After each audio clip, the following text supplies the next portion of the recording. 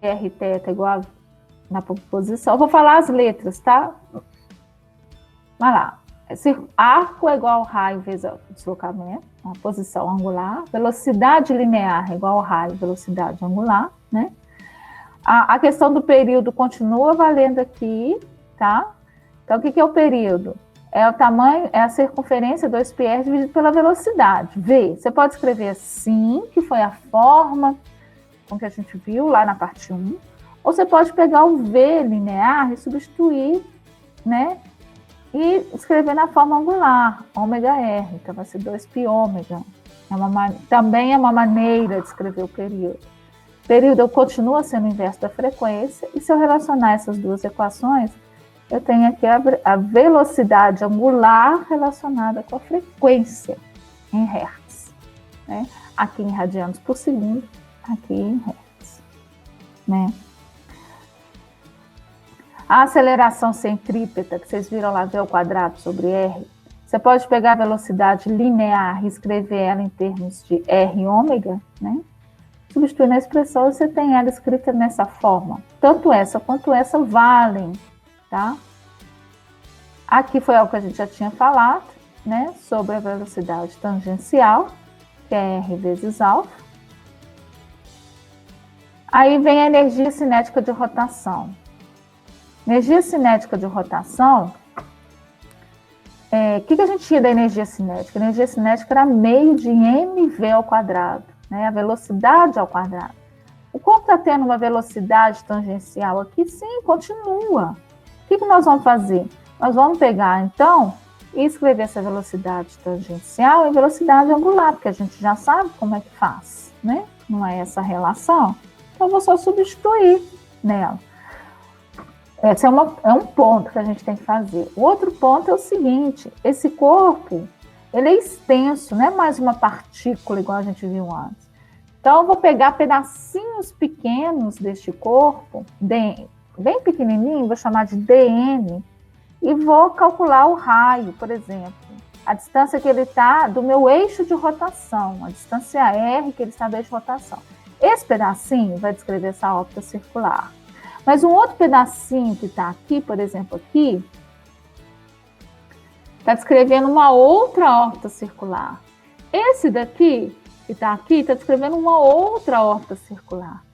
Então, para cada pedacinho desse corpo, cada um está descrevendo a sua órbita circular, mas todos eles estão movimentando com a mesma velocidade angular, porque eles estão presos, ele é sólido o corpo. Então, tudo vai junto, com a mesma velocidade, em ângulo, né? Todos descrevem o mesmo ângulo à medida que o tempo passa. Vocês percebem isso? Isso é muito importante. Sim. Ótimo. Porque todos escrevem o mesmo deslocamento angular, inclusive, mesmo deslocamento angular à medida que o tempo passa, ou seja, a mesma velocidade angular. Qualquer pedacinho que eu pegar aqui, porque ele é sólido. Então, essas duas coisas é importante para a gente construir o conceito de energia cinética.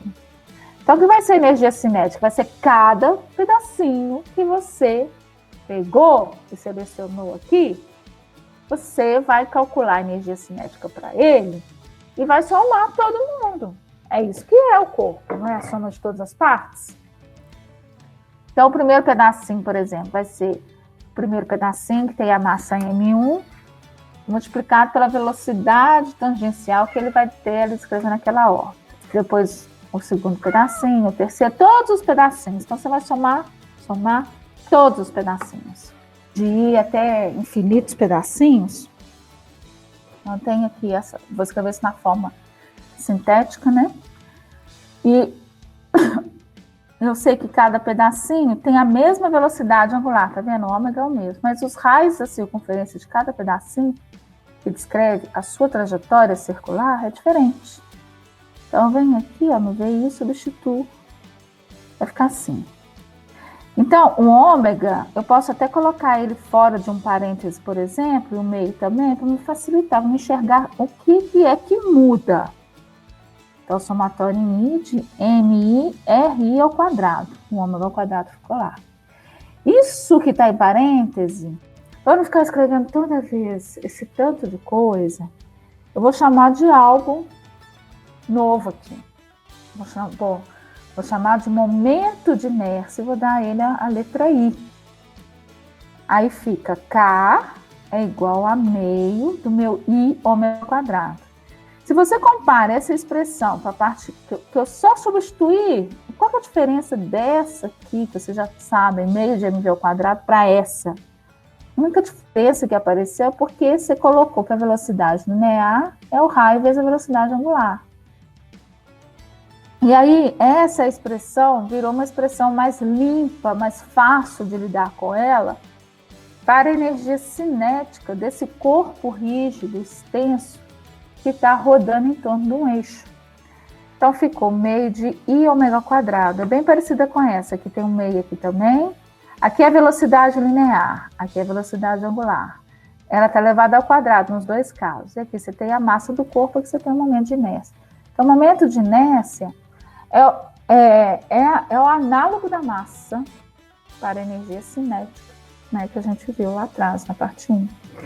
Então, o que ele está falando? Ele está falando o seguinte: quando você pega um corpo e faz ele rodar, né, cada pedaço do corpo descreve uma trajetória circular, né, em torno desse eixo. Então, eles estão a distâncias r diferentes, né, do eixo, descrevendo órbitas circulares diferentes.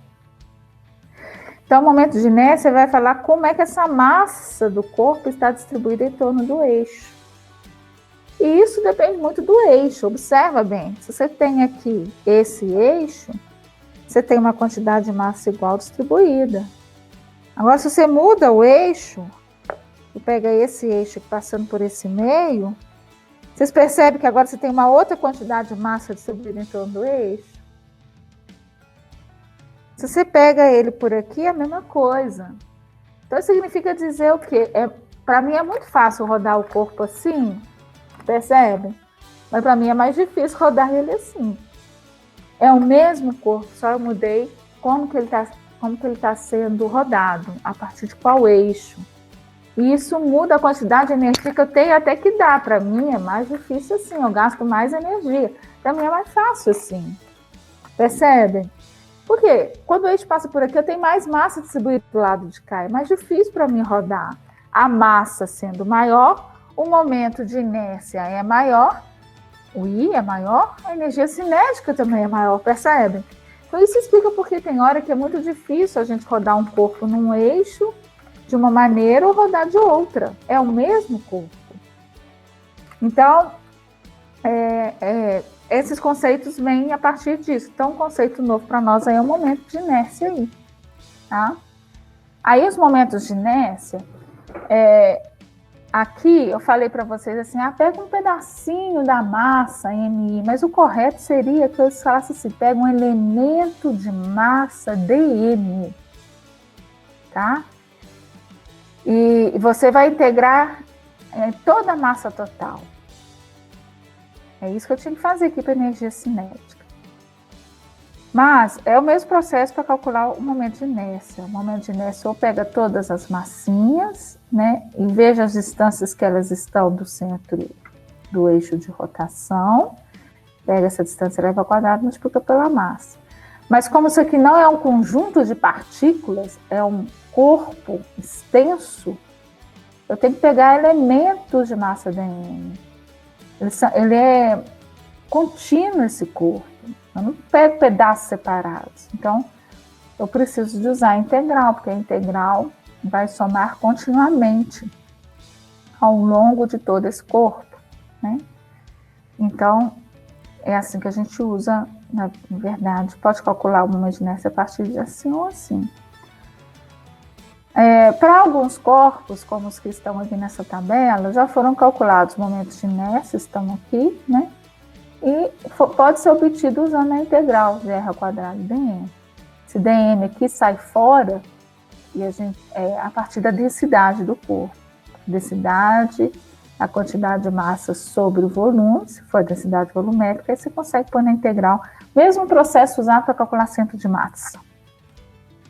Tá? E aqui tem alguns já tabelados.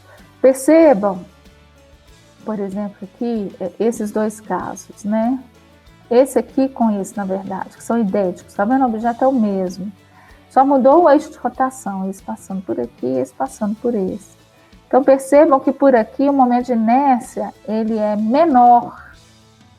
O I é menor. Se o I é menor, a energia cinética de rotação é menor. Gasta-se menos energia para rodar o corpo por esse eixo do que por esse. Esse aqui, olha, meio de mr ao quadrado. Esse aqui é 1/4 de mr ao quadrado, mais 1/12 de ml ao quadrado. Percebe? Se for uma esfera sólida, ou se for uma casca esférica, o momento de inércia é diferente também. Você tem uma quantidade de massa distribuída de forma diferente em torno do eixo. Então, isso causa uma diferença. Aqui tem mais massa, aqui não tem. Tem um vazio no interior, porque é só uma casca. Então, tudo isso leva em consideração, né? Existe uma maneira de você calcular o momento de inércia, tá? Que é pelo centro de massa é sempre o mais simples. Mas se você mudar o seu eixo de rotação, falar, não quero calcular mais pelo centro de massa, e sim por um outro ponto, basta você saber a distância que tem um novo ponto, né, onde está o eixo de rotação, a distância que ele tem até o centro de massa do corpo, aqui é H, né, multiplico pela massa total, e aí você consegue calcular o momento de inércia em qualquer posição, né, desse corpo, que não seja o centro de massa. Isso é possível. E aqui tem um exemplozinho, massa M, tá?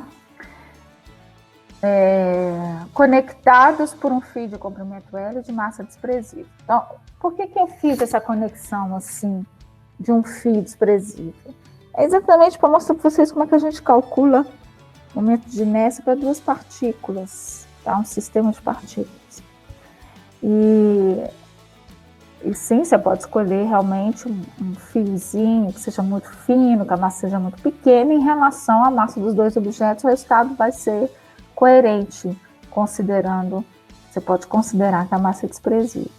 Então, qual é o momento de inércia aí? Num eixo que é perpendicular ao centro de massa do corpo. Então, isso aqui é um exemplo simples.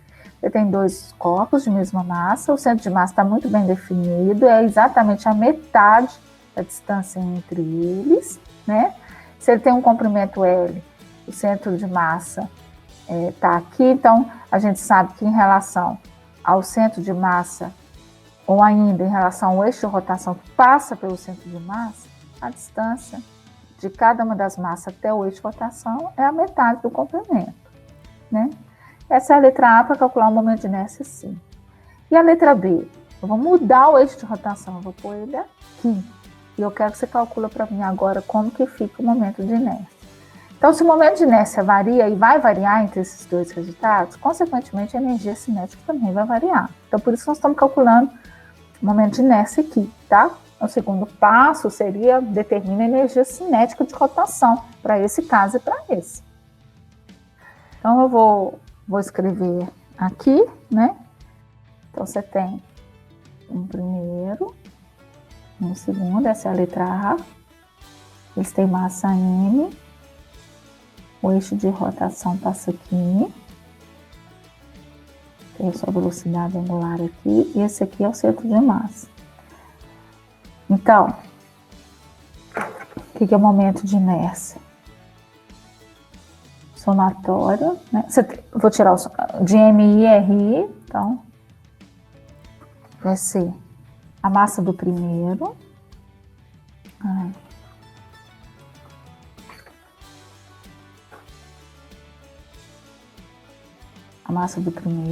vezes a distância que ele tem do eixo de rotação, L sobre 2 ao quadrado.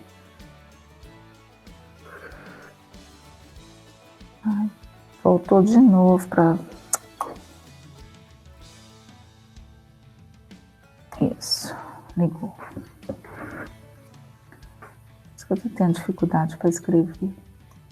Então, primeiro corpo, vezes o quadrado da distância que ele tem, está do centro de massa, então L ao quadrado, mais o segundo corpo, que está aqui, a distância que ele tem ao quadrado do centro de massa. Então, L sobre 2 ao quadrado. Então, isso aqui vai dar 2 vezes ml ao quadrado sobre 4. Então, vai dar meio do meu ml ao quadrado. Então, esse que vai ser o momento de inércia. Como é que seria a energia cinética total? Seria esse valor, meio de ml ao quadrado, vezes a aceleração angular ômega. Né? A letra B, eu mudei o eixo de rotação.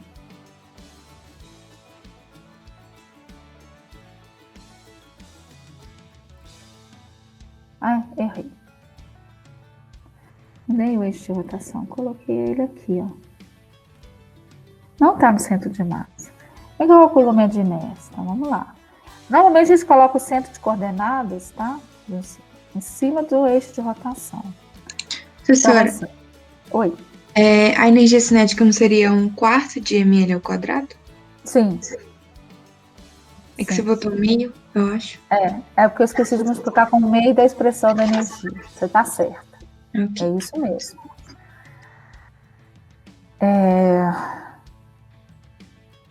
Então, a energia, o momento de inércia aqui, vamos calcular para o primeiro objeto.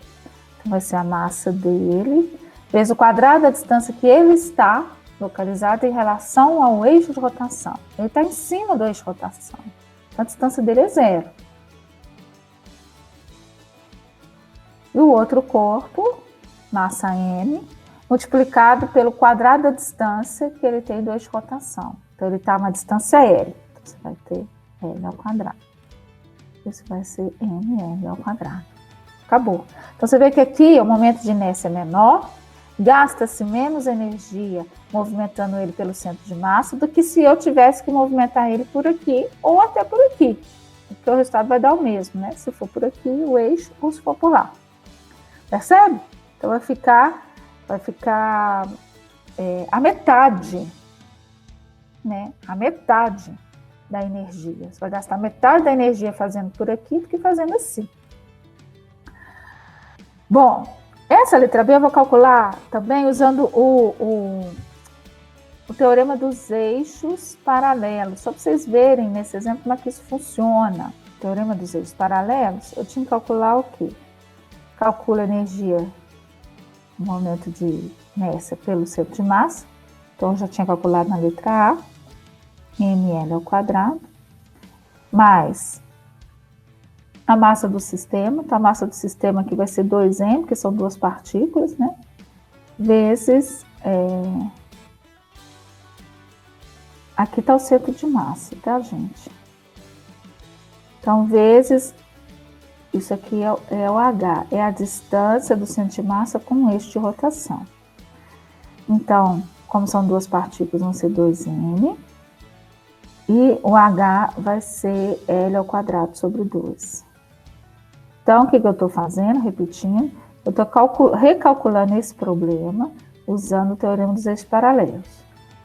Então, o teorema dos eixos paralelos, você calcula o momento de inércia em qualquer outro ponto que não seja o centro de massa, a partir do cálculo do momento de inércia pelo centro de massa, que já tinha sido feito na letra A, mais um termozinho que é adicionado. Esse termozinho está adicionado com a massa total, né, do corpo. Então, aqui são 2 partículas, então vai ser 2m. E a distância que o centro de massa está do eixo de rotação. Nesse caso aqui vai ser L sobre 2. Então, vai ficar meio do meu ml ao quadrado, mais 2m L ao quadrado sobre 4. Isso aqui vai dar meio de ml ao quadrado, com mais meio de ml ao quadrado, vai dar ml ao quadrado, que é aqui exatamente o que a gente achou, né? Claro que nesse problema isso aqui é muito mais complicado, né? Vocês não vão optar fazer desta forma, mas simples fazer por aqui. Mas tem situações que você tem um problema muito complicado para resolver, então os eixos paralelos facilitam, tá? Então, aqui ficou só na forma de exemplo, pra vocês verem como é que fica. Que é, por exemplo, um corpo, um fio extenso. A gente calculou o centro de massa para isso, né? O momento ali. Vamos ver como é que fica o momento de inércia para esse caso aqui, tá? Então, o que eu tenho que fazer? Eu tenho que escolher um elemento de massa dm, né? E ver como que esse elemento de massa está a que distância do eixo de rotação. Então, ele está a uma distância x, onde esse x pode até variar, né?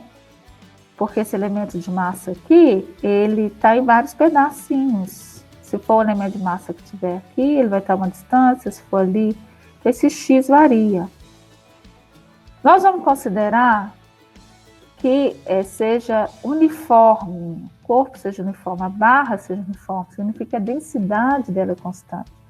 Então, a quantidade de massa por unidade de comprimento é constante, né? E isso vai nos auxiliar, como foi antes para o cálculo do centro de massa, aqui é a mesma situação. Vai sendo a densidade constante, sendo ela uniforme, o momento de inércia aqui, R ao quadrado dm, é o que já estava lá. Só que ele tem uma única dimensão, ele é só um fio. Então, esse R ao quadrado, que é a distância do elemento de massa até o eixo de rotação, vai ser o meu x. X ao quadrado dm. A segunda parte é escrever o que é dm. O que é dm? Então, aquilo que a gente já viu lá no cálculo do centro de massa. Aqui é chamado de densidade linear, lambda. É a quantidade de massa pelo comprimento. Então, a massa é a massa total dele, olha lá. Massa M, comprimento L. E L é o comprimento. Como ela é uniforme, a mesma quantidade de massa pequenininha que está ali naquele comprimento dx, olha, dm dx, tem que dar a mesma densidade, senão ela não seria uniforme. Então, eu vou pegar essa relação, lambda igual a dm dx. Então, o que é dx? Lambda dm. Aliás, desculpa. Peraí.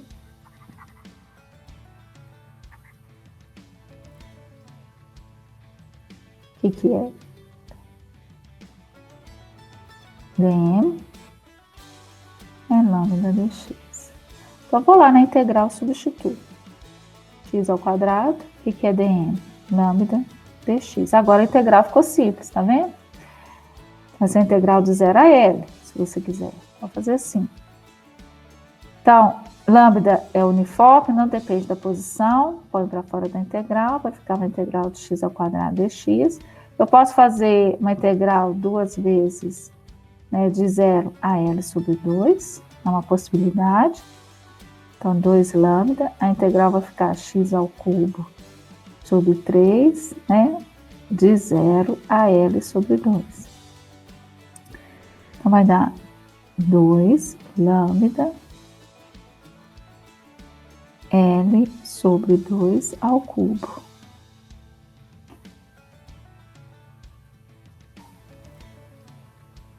Então, vai ficar 2 lambda sobre 3L ao cubo sobre 8.